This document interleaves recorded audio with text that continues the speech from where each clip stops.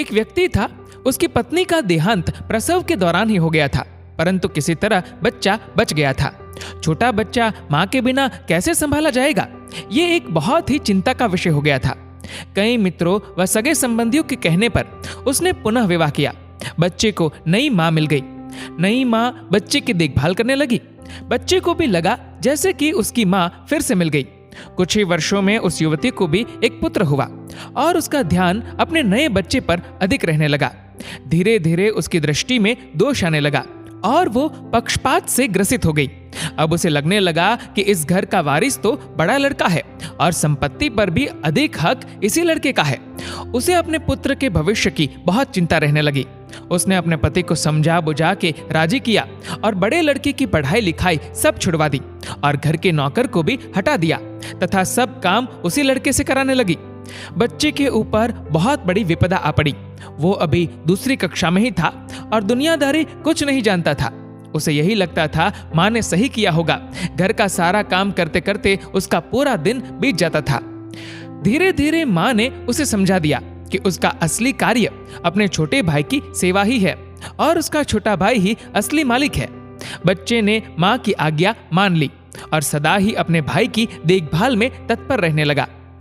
अब वो बड़े लड़के को जरा जरा सी गलती होने पर डांटने मारने भी लगी थी ताकि उस पर एक भाई बना रहे। वो कोई अच्छे से अच्छा काम भी करता तो उसकी सौतेली माँ उसे बिल्कुल बेकार बताती, लेकिन फिर भी बालक के मन में माता के लिए प्यार ही उभरता। वो उसे सौतेली नहीं मान पाता था। उस औरत ने घर के पूजा पाठ का जिम्मा भी उसी बच्चे को दे रखा था। अतः उस बालक की बुद्धि धीरे धीरे आध्यात्मिक होने लगी। जैसे जैसे वो बड़ा होने लगा उसे सच्चाई समझ में आने लगी, लेकिन वो अपना सब दुख भगवान से ही कहकर संतोष कर लेता था और उसका सारा दुख समाप्त हो जाता था। पिता से वो बहुत प्रीति करता था और जानता था कि पिता उसकी स्थिति से बहुत दुखित रहते हैं, लेकिन वो उनसे हमेशा माँ की बड़ाई ही करता था। पिता का होना ही उसके लिए बहुत था, परंतु उसके पिता भी एक बीमारी में चल बसे और वो बिल्कुल अकेला हो गया। बस भगवान ही उसके रह गए। समय बीतने लगा और दोनों बच्चे बड़े हो गए। अब घर का सारा अधिकार सौतेली माँ के हाथ में था।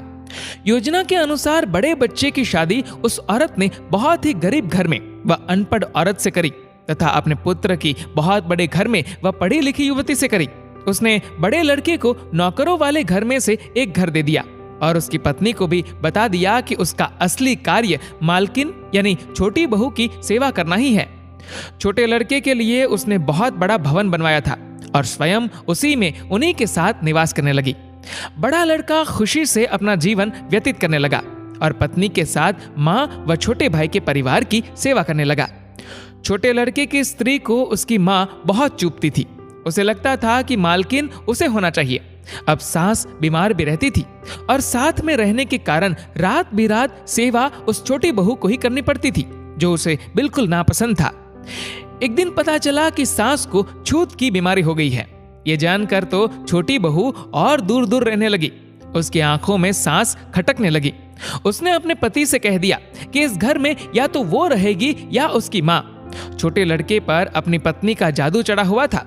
उसने अपनी ही माँ को घर से बाहर निकाल दिया और उसे वही नौकरों के घर में रहने को कह दिया। अब माँ भी वृद्ध हो गई थी और अचानक हुए इस घटनाक्रम से एकदम टूट सी गई। उसे अपने जीवन भर की पूंजी व्यर्थ जाती दिखी। वो तो अपने इस बेटे के ऊपर पूरी तरह निर्भर थी। उसने सपने में भी ऐसा नहीं सोचा था। उसे लगने लगा कि अब उसकी सेवा कौन करेगा। उसने आत्महत्या करने का निर्णय ले लिया और गंगा जी में डूबने चल दी। बड़ा लड़का कहीं बाहर गया था और उसे कुछ पता नहीं था। वो एक घाट से गुजर रहा था। शोर सुना तो देखा कोई नदी में डूब रहा है। उसने भी छलांग लगा दी और जब बचा के लाया तो देखा कि ये तो उसकी ही सौतेली माँ है। जब सारी बात पता चली उसे तो वो बहुत दुखित हुआ और अपने पत्नी व माँ के साथ घर त्याग दिया। वह दूसरे गांव में रहने लगा। उसने अपने पत्नी के साथ माँ की बहुत सेवा करी और वो ठीक हो गई। वो लोग अच्छे से जीवन बसर करने लगे। एक दिन उसकी माँ से बड़ी बहू ने पूछा, माँ मुझे कुछ शिक्षा दे। तो सास की आंखों में आंसू भराए। उसने मात्र इतना कहा कि बेटी तुम्हारा पति तो भगवान के समान है, शिक्षा तुम्हें उससे ही लेनी चाहिए। मैं तो इतना ही कहूंगी कि किसी को भी पराया नहीं समझना चाहिए और जीवन में किसी के साथ इतना बुरा मत करना कि जब वो तुम्हारे साथ फिर भी भलाई करे तो तुम्हारी आत्मा को गवारा ना हो। दोस्तों, इस वीडियो को लेकर आपकी क्या राय है नीचे कमेंट करके जरूर बताएगा। और अगर आपको वीडियो अच्छा लगा हो तो इस वीडियो को लाइक करिएगा, शेयर करिएगा ज्यादा से ज्यादा लोगों तक, और ऐसे ही और भी इंस्पिरेशनल वीडियोस के लिए सब्सक्राइब करें हमारे यूट्यूब चैनल को और फेसबुक पर फॉलो करें हमारे पेज को। धन्यवाद।